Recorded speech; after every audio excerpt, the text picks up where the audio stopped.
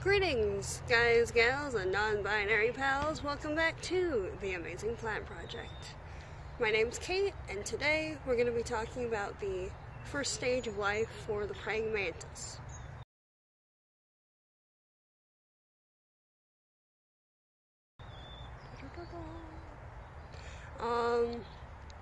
So the mantis is significant for the garden in that it is a natural, pest control sort of insect. It eats insects that are trying to eat the rest of your garden, basically, in addition to basically anything else that it can come across. They can fly. They've got some pretty pronounced wings, and they tend to only live about 6 months. So the egg laying happens in the autumn, and they hatch in the spring, and then lay another set of eggs in the autumn, and you get the point. So it's March now, so the eggs are getting ready to hatch, if you will. So let's just pop over to that and take a look at them.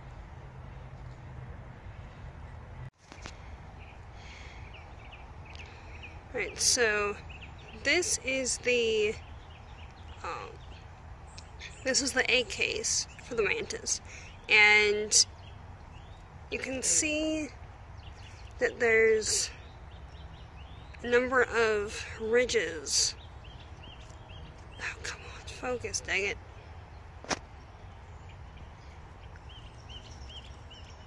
There we go.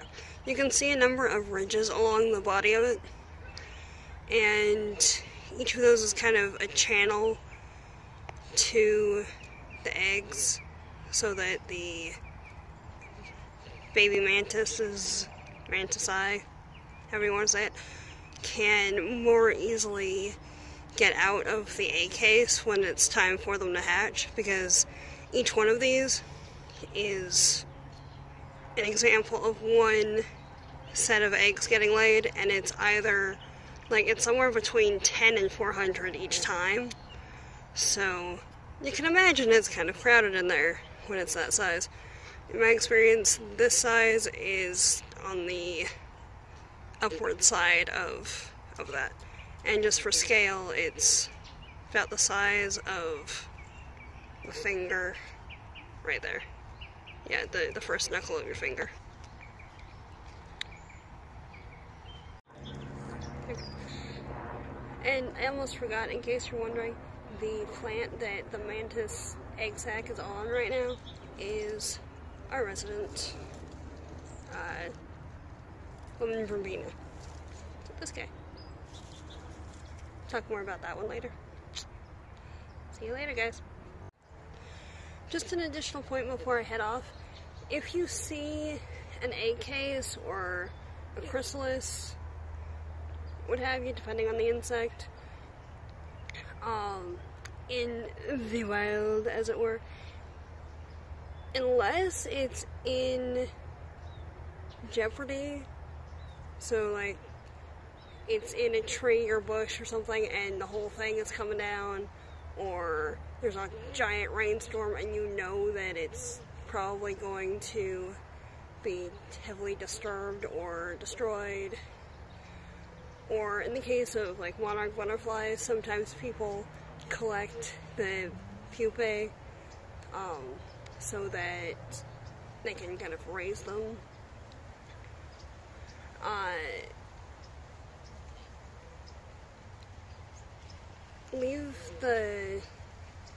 Leave them where they are, because the adults of that species determined that the plant, wherever it is that they ended up, was a good food source, or a good source of a food source. If they depend on aphids or something, for example, there's aphids on the plant, or the leaves of the plant, or something that insect eats. Alternatively, sometimes they do put the pupae or the egg cases on like a pole or something. If you can move those, that's kind of a gray area, but basically just kind of leave them where they are, watch them, make sure they're doing okay. If you need to intervene or something, okay, fine, but just ideally leave them where they are. Also, if you're gardening and you happen to accidentally cut like one of the egg cases, for example, off of the tree or bush that you're working with, they aren't like feeding on the tree, so they don't need the branch that they're on to be like a live branch, if you will. So you can just tie it to the rest of the tree with some twine or something. I've done that before and they've hatched just fine and it's been alright. So something to keep in mind. Alright. Talk to you later, everybody. Hope you're doing okay. Alright, so that's about it for now. I'm going to include some extra photographs at the end of this.